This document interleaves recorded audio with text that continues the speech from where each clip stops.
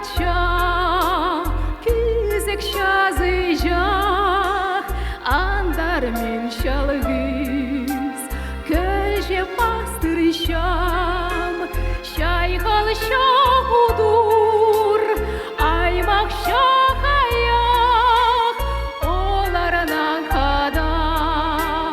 parsi şoktaşam şayhal şahudur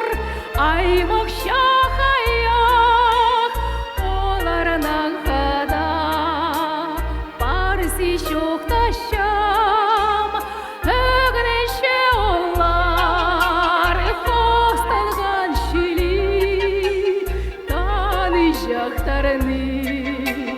şağın hıgreşam anda tanıpşam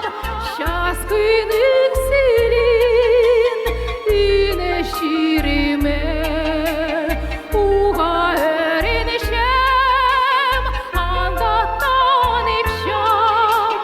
şaskınık silin yine şirime uğa öğrenişem.